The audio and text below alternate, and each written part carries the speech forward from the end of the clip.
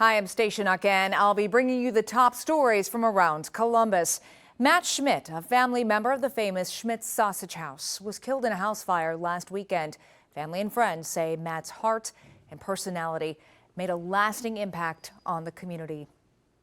A social media trend known as the Door Kick Challenge popping up in Hilliard. The trend encourages teens to kick garage doors and front doors as hard as they can before running away. Police are trying to get ahead of this trend before it causes serious damage. If your electricity bill has gone up, you're not alone. The average bill has increased nearly 10% year over year, and AEP Ohio explains why we're seeing our bills go up. Let's dive into these stories and more, making headlines across Central Ohio.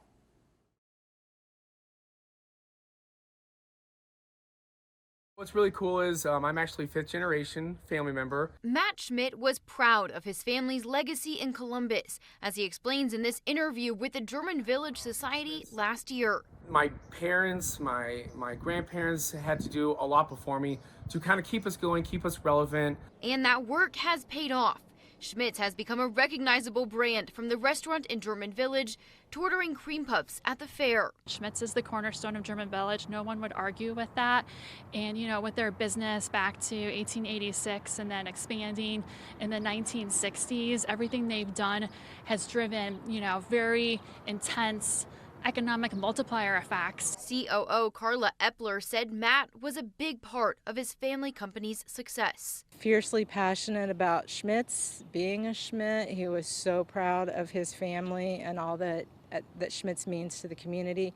He was the best girl dad you could ever imagine. Epler has worked with the Schmidt family for nearly 4 decades. I've watched him grow up, grow into the great person that he was. Watched all the accomplishments. I watched him grow and mature, watched him get married, watched him become a father. Authorities say the fire that took Schmidt's life appears to be accidental. They say he was asleep in a 4-season room at the back of the home where the fire originated. I hope that he is having a beer and prosting in heaven with everyone else and his grandfather. Aside from his passion for the family business, Epler says he was devoted to his family, his wife and 3 daughters, who made it out safely.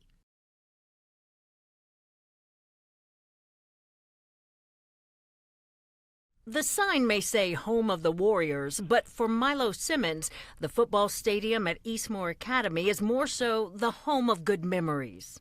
I remember they have I think they call it Thursday night football, and the commentators, Tyler Simmons, arguably the best quarterback of the state of Ohio, wound up being the worst game. Milo says his son Tyler loved the game of football and played quarterback for the Warriors until graduating in 2015. He excelled on the football field. Always the proud dad, Milo has plenty of great stories about his son playing under these lights. Curtis Moody Jr. is one of Tyler's former coaches here at Eastmoor. He remembers Tyler as a great leader on and off the field, but other things stand out even more. That's one thing about him. He was always smiling. He had a little thing he did where he used to always clap to draw teams off sides. His favorite quarterback was Michael Vick. That's why he wore number 7. But now, those memories are all that's left. Master Sergeant Tyler Simmons was killed last month when his aerial refueling tanker crashed in Iraq. He was one of 6 airmen who died. The reality that he has exited is so surreal. For Milo, waking up every day to that grim reality can feel paralyzing. Unbelievable, unimaginable, a parent's worst nightmare. With the help of counseling, this grieving dad says he's been able to just put one foot in front of the other and keep moving. And I would say to others that find themselves here, make sure you do seek out professional help, because we're not designed for that. The Eastmoor community is also feeling the weight of Tyler's loss. Former teacher Carrie Tubaugh remembers when he invited her to visit him at Rickenbacker. She even got to fly with him and watch him work. kind of a show and tell, like, look what I'm doing now. And he's up there using math. So that's also a fun thing for me. I love when kids actually figure out how to use the math that we do sometimes. So it was a truly, truly a wonderful experience. As the Simmons family prepares to lay Tyler to rest, they hope to keep his legacy alive by lifting others up. There is a GoFundMe now, and proceeds from that will go towards young people who are interested in aviation. A gift of opportunity from a life well lived that will continue to inspire.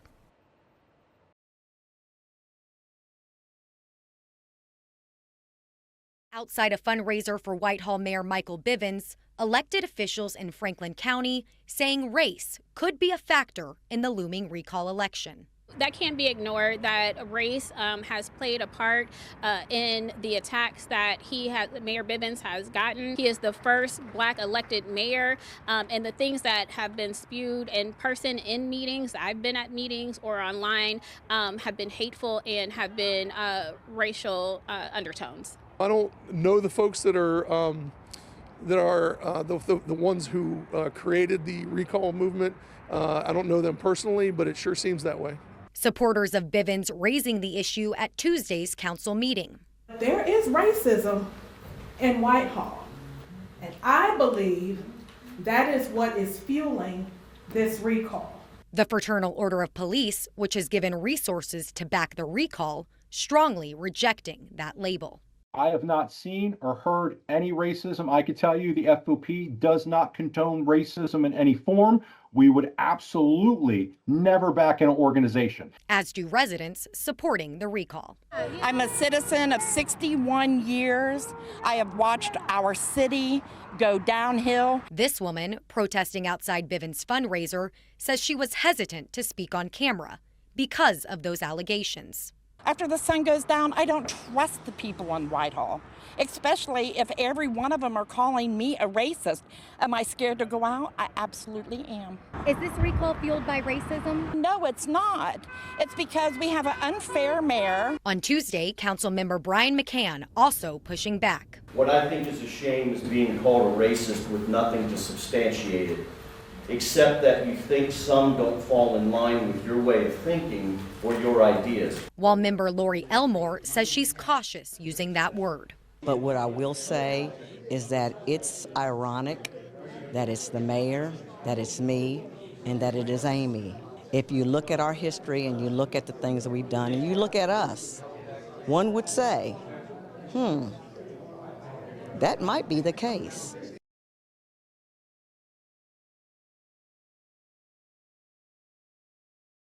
What have your recent electric bills looked like? They've went up probably double, I would say, in the last year. I mean, our bill's definitely gone up. I'd say it's probably about a 50% increase. All across central Ohio, the same answer. But why? According to energy provider AEP, part of it is that it's costing them more to get power to you. They're the distribution and transmission charges on your monthly bill. And in this case, this customer paid more for those fees in a month than they did for the electricity they used. To learn more, I sat down with the director of the Ohio Consumers Council. She says the power grid is getting old, and as demand increases, it's going to cost more to maintain it. And she claims there's also been a recent jump in demand from a specific industry that's increasing costs for everyone. We can safely say that data centers are likely causing the need for lots of transmission build and lots of expenses. But reps for the data center industry don't quite see it the same. What I would say is that the data shows that data centers are not, the one factor increasing costs. As the data center industry, we are fully committed to paying our full cost of service for electricity. When we get a bill, we expect it to be our cost in full. The state decides how to divide up the cost to get you your power. And while they've recently set rules for how much new data centers have to pay, the OCC says customers are still footing the bill for existing data centers. What the PUCO has authority to do is figure out how much of those costs should be paid by which customers.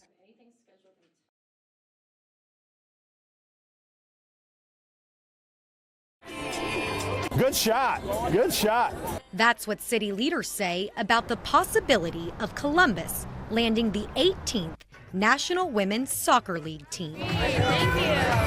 Making sure that girls and women in this community know they're going to play on the biggest stages at the highest levels. I love playing soccer and I love watching it, and it's just really fun.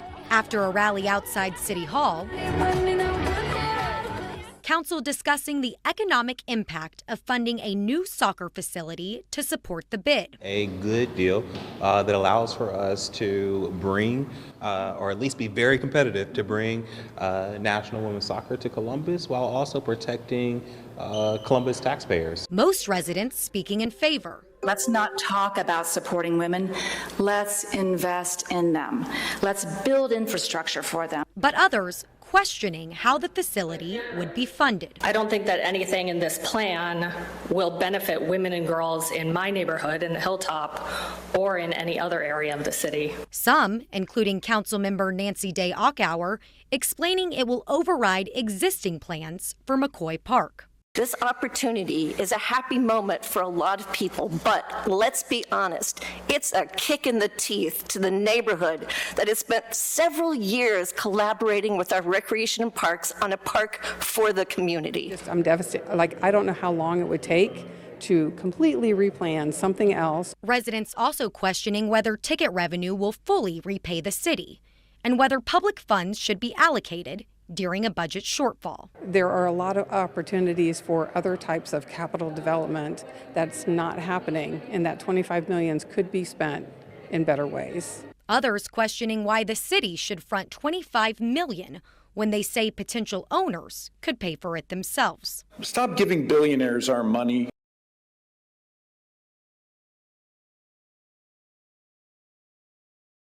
This memorial has only continued to grow for the mom, dad, and baby who lost their lives in this fire. Their 5-year-old daughter was able to escape through a 3rd-floor window, but they also had a neighbor living on the 1st floor. She was able to narrowly escape through a window as well, but she lost everything inside. Today, her coworkers held a fundraiser for her to help her start over. $5. Inside the arbors at Carroll. Thank you so much. Every hot dog, soda, and cookie sold is helping rebuild Janelle Preston's life. And chips, nachos. Janelle, a nurse, is usually the one caring for residents here. Today, they're caring for her. Butterfly keychains. Residents made crafts to sell while staff and neighbors organized a bake sale and lunch, all to raise money for Janelle. She is struggling because she has nothing. And it's hard for her to face everybody right now. Janelle was inside when the fire started. First responders helped her escape through a window. And there was a van there on fire and she couldn't get out that way. So she went down the hallway and she said she thought she was going to die. She lost everything inside. And she has literally nothing left. Nothing. The fire killed her upstairs neighbors, Mason Marshall, Kristen Woodman, and their 9-month-old baby. Their 5-year-old daughter, Rowan, survived and is now staying with her grandfather. A fundraiser for her has raised nearly $50,000. Janelle's been out of work as she recovers physically and emotionally.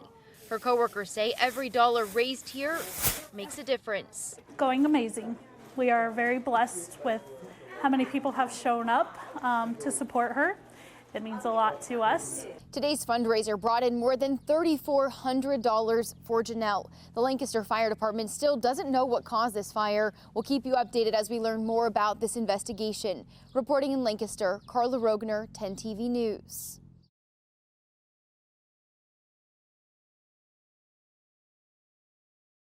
It's been more than 5 years since the shooting, and families on both sides are waiting for answers.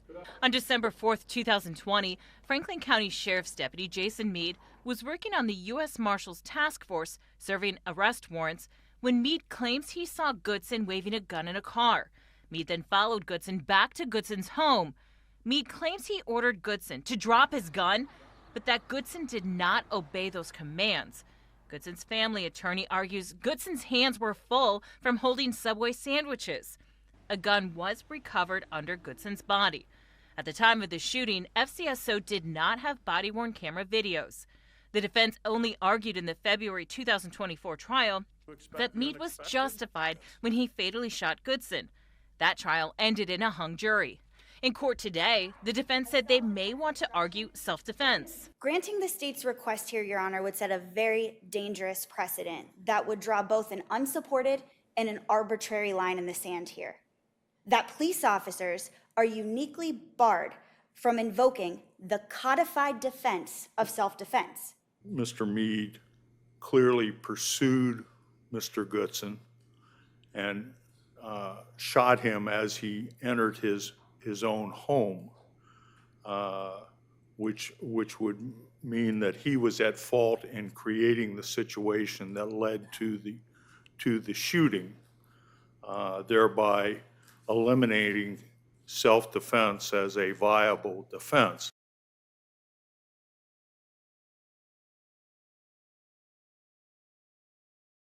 This spot has been empty for the last 6 years, where the statue of Christopher Columbus once stood overlooking Broad Street. Groups of local Italian Americans say that statue represented their heritage and their history, and they want the city to put it back. In 1955, the city of Genoa, Italy, gifted the Christopher Columbus statue to the city of Columbus. It was erected outside City Hall, where it stood until the city took it down in 2020. Why is the statue important to you? It's about our heritage. Giacomo Conte, Londa Mazdea Brunetto, and Jack Cardi all share Italian heritage and pride in that connection to Columbus's sister city in Italy. That's why the three of them have joined in on the lawsuit to bring the statue back to City Hall. We are seeing that as a piece of Italian history. Christopher, in a way, is second to the love of the Italians and the gift from Genoa. We want the statue back where it was. We made an agreement. The city of Columbus in 1955 made an agreement to proudly display that statue. Yesterday, Mayor Ginther responded to the lawsuit. We want to make sure when we do proceed and move forward that we put forward something that reflects the values of this community, is historically accurate and inclusive about what happened. The city recently announced the completion of a $3.5 million project titled Reimagining Columbus, meant to re-examine how to explain the legacy of Christopher Columbus, the namesake of our city. But still, no decisions have been made on what to do with the statue. Time's wasting. Let's make some decisions. Let's get it done. And if he can't do that, the court will. Right now, that statue is in a secretive storage location. We'll keep you updated as this lawsuit progresses. Reporting outside City Hall, Carla Rogner, 10 TV News.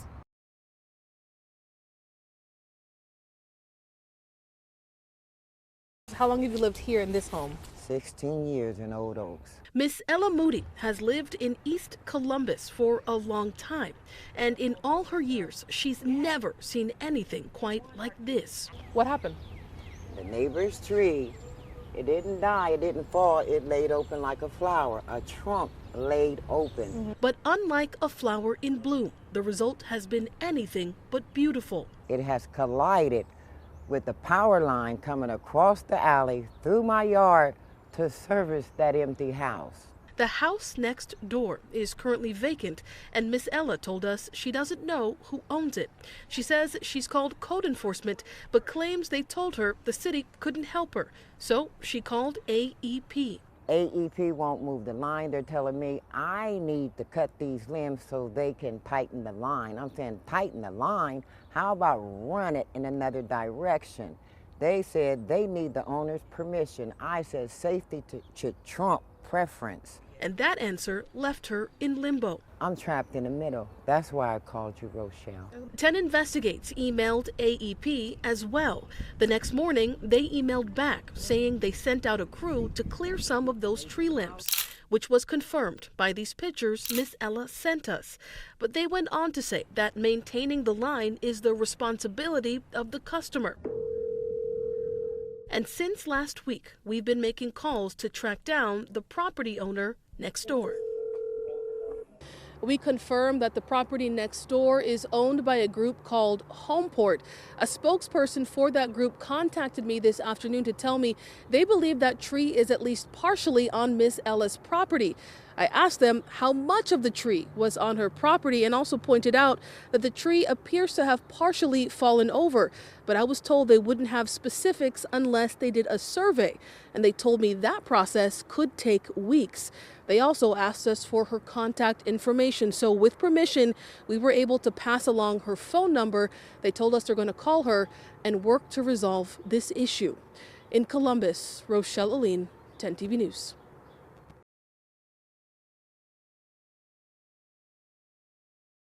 Hilliard police say a nationwide social media trend known as the door kick challenge is showing up right here in Central Ohio. I was a bit unnerved a bit, like, why would anybody want to do that? Chris White says she lives in a calm neighborhood, but last month she reported to Hilliard police that she heard a loud bang, which she thought was a picture falling off the wall.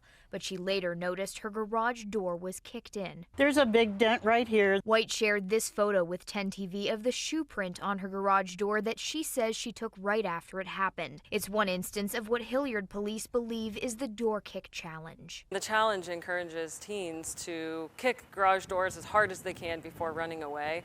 And in most cases, this causes a lot of damage, sometimes into the thousands. Hilliard police shared this photo to social media, drawing attention to the trend. The photo shows masked people who police believe are teens. They think that it's just innocent fun, but the homeowners that are inside don't perceive it as innocent. So we've got calls because of this activity, and there's people they think someone's breaking into their house. When I've mentioned it to others, they go, oh, I've heard about that happening. The kids are wanting to do that more often. Just, I guess they're being kids, but that's not good when they're damaging property. Police are encouraging parents to talk with their kids about this type of trend. They say charges are possible. Reporting in Hilliard, Catherine Simon, 10 TV News.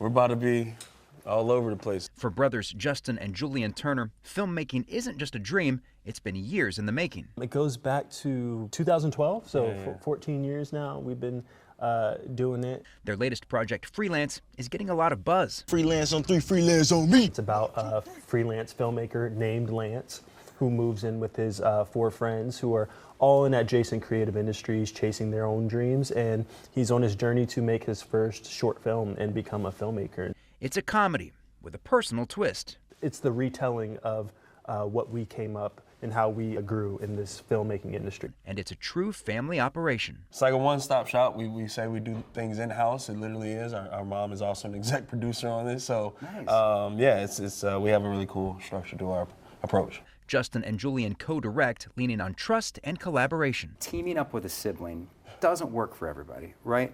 How do you find balance? It's a little bit of push and pull. Yeah. I think that's the thing about filmmaking. We learn that it's highly collaborative. And their teamwork is paying off. Freelance recently screened at Sundance. It was received as good as we could have hoped. It was a sold-out crowd, lots of energy. Also in the audience, we had a lot of Columbus supporters as well who were all on the project. And we were getting go Bucks in Ohio all up and down the street. Now more screenings are planned in Ohio and across the country. Cleveland International Film Festival, then Atlanta Film Festival, and then Series Fest in Denver, Colorado. But no matter how far it goes, they want to keep it rooted here. We did this pilot here in Columbus. We want to stay in Columbus. And they're thinking big. $2 to $3 million to get it all in the can, and then ideally we can go sell it to a network.